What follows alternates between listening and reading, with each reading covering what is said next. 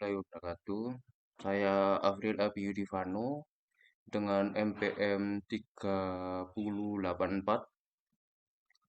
akan melakukan presentasi untuk memenuhi tugas UTS terkait materi perdagangan dan investasi internasional.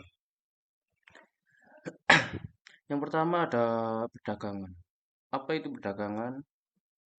Perdagangan adalah proses pertukaran barang dan jasa antara individu, perusahaan, atau negara.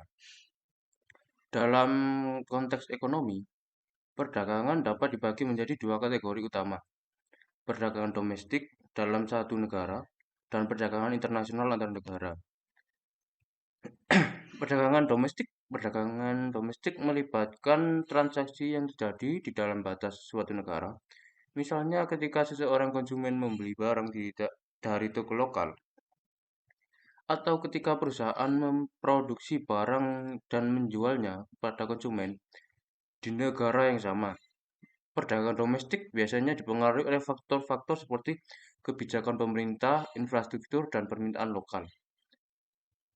Dan untuk perdagangan internasional di sisi lain melibatkan pertukaran barang dan jasa antara negara yang berbeda. Ini mencakup ekspor penjualan barang atau jasa dari suatu negara ke negara lain. Dan impor atau pembelian barang atau jasa dari negara lain. Perdagangan internasional memungkinkan negara untuk mendapatkan barang dan jasa yang tidak dapat diproduksi secara efisien di dalam negeri atau untuk mendapatkan produk dengan harga yang lebih kompetitif. Teori perdagangan klasik dan berbasis negara.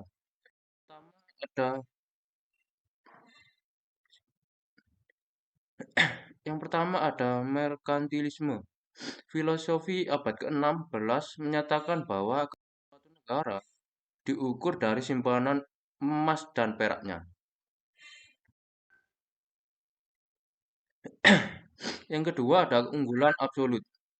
Negara harus mengekspor barang dan jasa yang mana mereka lebih proaktif dibandingkan negara lain dengan mengimpor barang dan jasa yang mana lebih produktif dibanding negara mereka.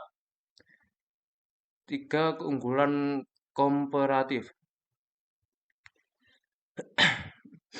Sebuah negara yang harus memproduksi dan mengekspor barang dan jasa yang mana mereka secara relatif lebih produktif dibanding negara lebih dan mengimpor barang dan jasa yang mana negara lain secara relatif atau lebih produktif dibanding mereka. Faktor endowment relatif. Teori faktor endowment relatif atau teori Heckscher-Ohlin, pengamatan yang dilakukan oleh kedua ahli ekonomi ini sebagai berikut. Pertama adalah anugerah faktor. Jenis sumber daya bervariasi antara negara. Kedua meliputi perbedaan barang. Barang berdasarkan jenis faktor yang digunakan untuk memproduksinya. Selanjutnya ada teori perdagangan modern berbasis perusahaan. Ini dapat meliputi teori siklus hidup produk atau produk life cycle theory. Menurut teori Vernon, siklus hidup produk internasional terdiri dari 3 tahapan: produk baru, pendewasaan produk, produk terstandarisasi. Oke, selanjutnya ada teori kesamaan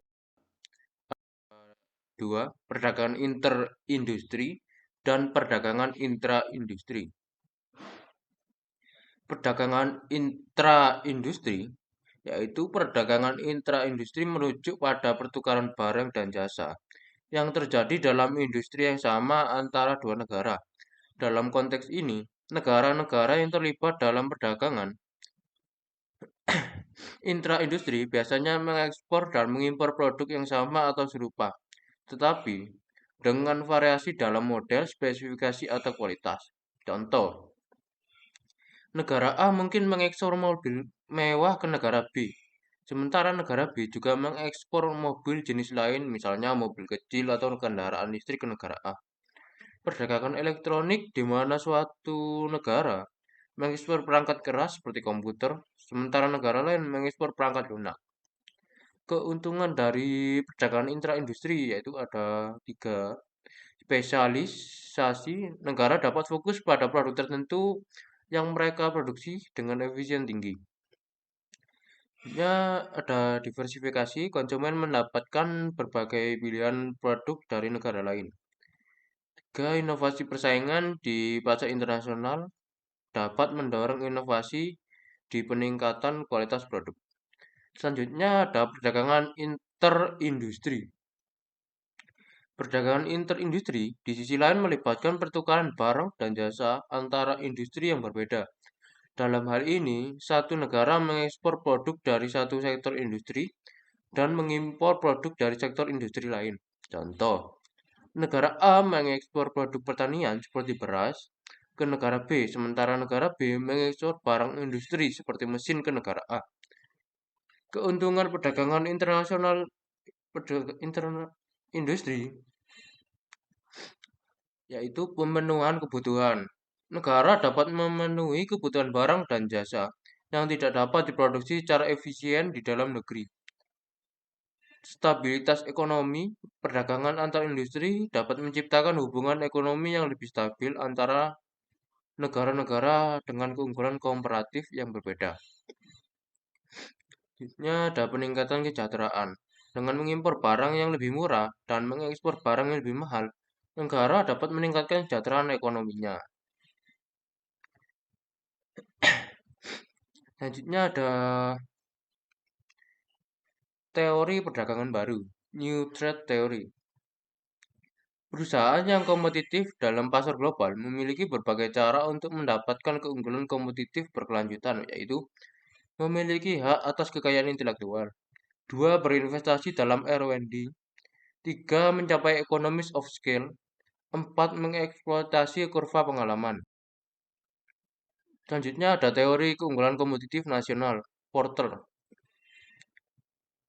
Menurut Porter, keberhasilan dalam perdagangan internasional berasal dari interaksi keempat unsur spesifik negara dan spesifik perusahaan, yaitu kondisi faktor, kondisi perusahaan, industri terkait, dan industri mendukung, strategi, struktur, dan persaingan perusahaan. Gambaran jenis-jenis investasi internasional. Ada dua, FDI dan FBI. FDI, Foreign Direct Investment, adalah investasi yang dilakukan oleh individu atau perusahaan dari satu negara ke negara lain, di mana investor memiliki kontrol langsung atas aset yang diinvestasikan.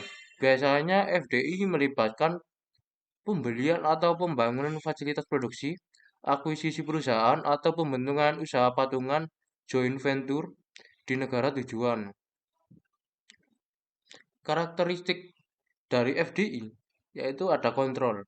Kontrol sendiri adalah investor memiliki kontrol signifikan atas operasi bisnis di negara asing. Ada jangka panjang. FDI biasanya bersifat jangka panjang dan berorientasi pada pertumbuhan bisnis di negara tujuan. Selanjutnya ada juga investasi dalam aset real. FDI seringkali melibatkan investasi dalam infrastruktur pabrik dan sumber daya manusia. Dan juga ada transfer teknologi. FDI seringkali membawa teknologi baru dan praktik manajemen ke negara tujuan. Contoh, sebuah perusahaan otomotif dari Jepang membuka pabrik di Indonesia untuk memproduksi mobil. Dan contoh lagi ada perusahaan teknologi dari Amerika Serikat mengakuisisi perusahaan perangkat lunak di Eropa. Selanjutnya ada FPI, Foreign Portfolio Investment. FPI adalah investasi yang dilakukan oleh individu atau institusi di pasar keuangan negara lain yang tidak memberikan kontrol langsung atau perusahaan atau aset. FPI biasanya melibatkan pembelian saham, obligasi, atau instrumen keuangan lainnya di pasar modal luar negeri. Karakteristik FPI adalah tidak ada kontrol. Investor tidak perlu memiliki kontrol langsung atau manajemen atas perusahaan yang diinvestasikan. Ada jangka pendek hingga menengah. FPI seringkali bersifat jangka pendek atau menengah, dengan tujuan untuk mendapatkan keuntungan dari pergerakan harga aset. Sebenarnya ada juga dari investasi dalam instrumen keuangan. FPI lebih fokus pada investasi di pasar modal seperti saham dan obligasi. Dan resiko FPI juga memiliki resiko tinggi. FPI dapat lebih rentan terhadap fluktuasi pasar dan resiko politik di negara tujuan. Contoh FPI, seorang investor membeli saham perusahaan di bursa saham London. Dan juga ada contoh sebuah dana pensiun dari Kanada membeli obligasi pemerintah Brasil. Selanjutnya ada teori investasi internasional. Yang pertama ada keuntungan pemilikan. Teori kepemilikan atau ownership advantage theory menyatakan bahwa perusahaan yang memiliki aset berharga yang menciptakan keunggulan kompetitif secara domestik dapat menggunakan keunggulan itu untuk memasuki pasar asing melalui FDI. Selanjutnya ada teori internalisasi.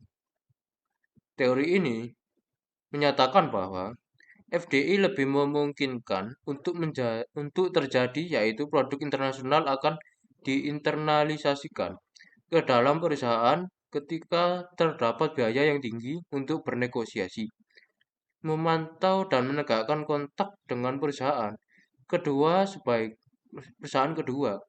Sebaliknya, teori internalisasi menyatakan bahwa ketika biaya transaksi rendah, perusahaan lebih memungkinkan untuk mengadakan kontrak dengan pihak luar dan melakukan internasionalisasi dengan melisensi nama merek mereka, pewaralabaan operasi bisnis mereka.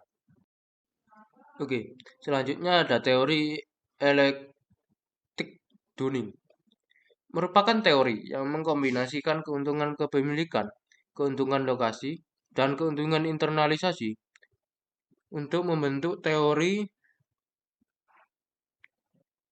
terpadu FDI. Menurut Dunning, FDI akan terjadi jika tiga kondisi terpenuhi, yaitu satu, keuntungan kepemilikan, dua, keuntungan lokasi, tiga, keuntungan internalisasi. Selanjutnya ada faktor-faktor yang mempengaruhi FDI. Pertama, ada faktor pasokan. Faktor pasokan sendiri dapat meliputi biaya produksi, logistik, ketersediaan sumber daya alam, akses terhadap teknologi kunci. Dua, ada faktor permintaan. Faktor permintaan tersendiri dapat meliputi akses pelanggan, keunggulan pemasaran, eksploitasi keunggulan kompetitif, mobilitas pelanggan. Dan ketiga, ada faktor politik. Faktor politik dapat meliputi penghindaran rintangan perdagangan dan insentif pembangunan ekonomi. Terima kasih atas perhatiannya. Saya pamit undur diri. Jika ada salah atau tutur kata, saya minta maaf. Terima kasih.